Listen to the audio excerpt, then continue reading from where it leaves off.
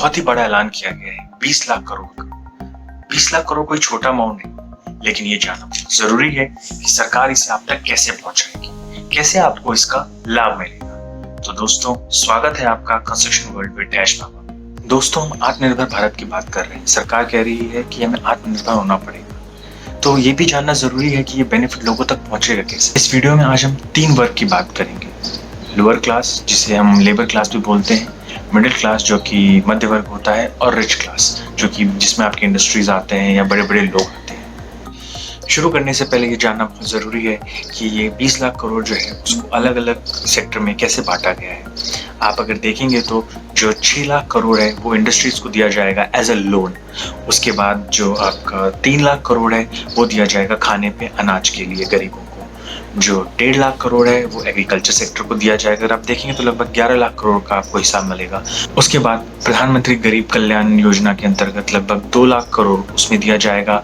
और आरबीआई ने जो है वो 8 लाख करोड़ का लिक्विडिटी जो है वो मार्केट में डाला हुआ है, जो कि दोनों को मिला के 9 लाख करोड़ होता है। तो पहले के 11 लाख करोड़, अभी के 9 लाख करोड़, ये दोनों को मिला के आपका 20 लाख करोड़ का हिसाब बनता है। आगे बढ़ने से पहले देखते हैं कि बाकी दुनिया में अलग अलग जो देश हैं वो अपने जीडीपी का कितना परसेंटेज दे रहे हैं। तो आप देखेंगे कि सबसे ज़्यादा जो है वो जापान दे रही है, लगभग 21% जीडीपी का।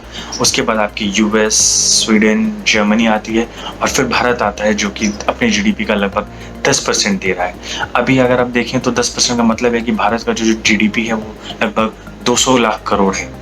तो उसका 200 लाख करोड़ का 10% होता है 20 लाख करोड़, जो कि सरकार दे रही है राहत पैकेज के रूप में।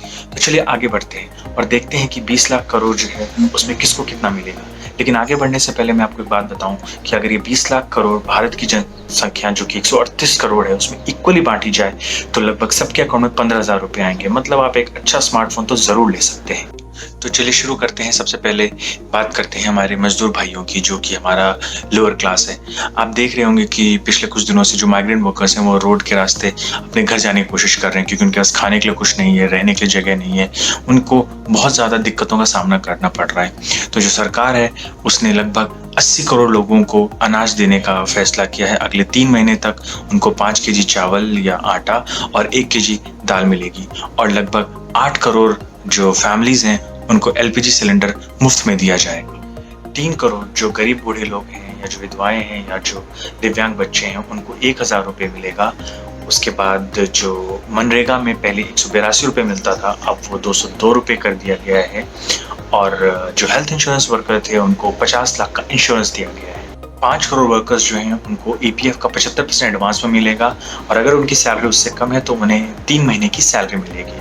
और जो सेल्फ हेल्प ग्रुप्स होते हैं उनकी भी लोन लेने की जो क्षमता है वो 10 लाख से बढ़ा के अब 20 लाख कर दी गई है। अब हम बात करते हैं कि मिडिल क्लास को इससे क्या फ़ायदा मिला। इस 20 लाख करोड़ में मिडिल क्लास के लिए क्या है। तो अगले 3 महीने तक अगर आप किसी भी एटीएम से अपना पैसा निकालना चाहें डेबिट कार्ड से, तो आप उसके लिए कोई चार्जेस नहीं देने पड़ेंगे। मार्च से लेके जो जून तक का टाइम है उसमें जो भी आपका ईएमआई था वो माफ़ कर दी गई है। लगभग 14 लाख टैक्स पेयर को अगर उनका 5 लाख तक का टैक्स रिटर्न है तो वो उन्हें जल्द से जल्द वापस कर दिया जाएगा। इनकम टैक्स रिटर्न करने की भी जो अब डेट है वो 30 जून तक बढ़ा दी गई है, और जीएसटी की भी जो डेट है वो 30 जून तक एक्सटेंड कर दी गई है।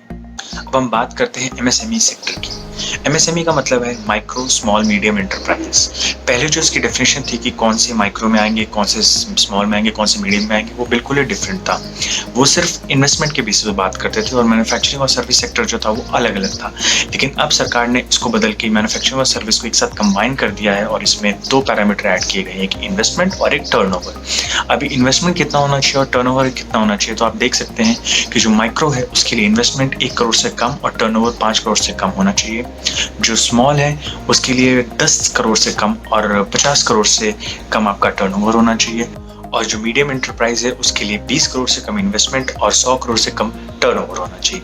जो सबसे बड़ी राहत एमएसएमई सेक्टर को मिली है वो ये मिली है कि 200 करोड़ तक का जो टेंडर होगा उसके लिए बाहर की कंपनियों को बिड करने का मौका नहीं मिलेगा। ज़्यादा से ज़्यादा ई मार्केटिंग को बढ़ावा दिया जाएगा, क्योंकि अगले कुछ महीनों तक और आप कह सकते हैं सालों तक कोई ट्रेड नहीं होगा, कोई फेयर शो नहीं होगा, तो बहुत ही ज़्यादा ई मार्केटिंग को बढ़ावा मिलेगा। और आपको पता होगा कि ईपीएफ में पहले जो एम्प्लॉयर होता था वो 12% देता था और जो एम्प्लॉय होता था वो 12% देता था, बट इसे कम करके अब 10% कर दिया गया है, जिससे कि मार्केट में ज़्यादा से ज़्यादा पैसे का इनफ्लो हो और लोग ज़्यादा से ज़्यादा खर्च कर सकें। जो डिस्कॉम्स हैं जो कि पावर जनरेट करते हैं उनको भी एक बहुत ही बड़ी 90,000 करोड़ की राहत दी गई है, क्योंकि आप देख रहे होंगे पिछले कुछ दिनों से इंडस्ट्रीज चल नहीं रही है, तो उसके लिए उनको काफ़ी अच्छा एक इन्फ्यूजन मिला है जो कि 90,000 करोड़ का मिलेगा। अब हम एक ऐसे सेक्टर की बात करते हैं जिसमें सबसे ज़्यादा मजदूर काम करते हैं, कंस्ट्रक्शन। तो सरकार ने जो कॉन्ट्रैक्टर्स हैं जो कि आपके रेलवे के, रोड्स के या सीपीडब्ल्यूडी के जो कॉन्ट्रैक्टर्स हैं उसको एक बहुत ही बड़ा राहत दिया है, लेकिन एक चीज़ भी है उसमें कि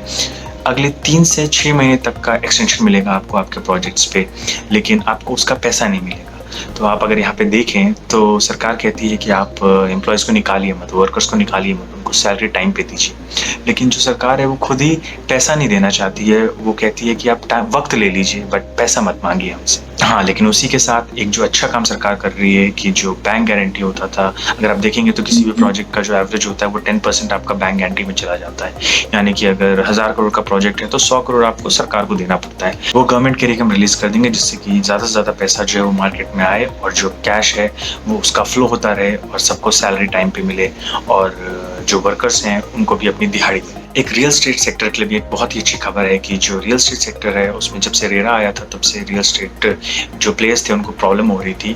तो अभी जो है रजिस्ट्रेशन या आपका जो कंप्लीशन ऑफ द डेट था प्रोजेक्ट का, उसको लगभग 6 महीने तक बढ़ा दिया गया है। मतलब कि जो आप कस्टमर को फ्लैट देने वाले थे उसको आप नए डेट्स के हिसाब से रिवाइज करके दोबारा एक नया डेट दे सकते हैं। टीडीएस और टीसीएस पे भी एक बहुत ही बड़ा छूट दिया गया है, लगभग 25% का, जो कि 31 मार्च 2021 तक वैलिड रहेगा। तो अगर आप देखें तो ये एक बहुत ही बड़ा पैकेज है, सबको थोड़ा थोड़ा मिला है। लेकिन एक क्वेश्चन जो है वो बहुत ही इंपॉर्टेंट है और बहुत ही समझने वाली है कि जो पूरा 20 लाख करोड़ का जो पैकेज है उसमें आपको वाकई सरकार पैसा दे रही है, या आप देखें तो सरकार आपको एक तरीके से लोन दे रही है। तो सोचिएगा इसके बारे में और नीचे ज़रूर कमेंट करिए।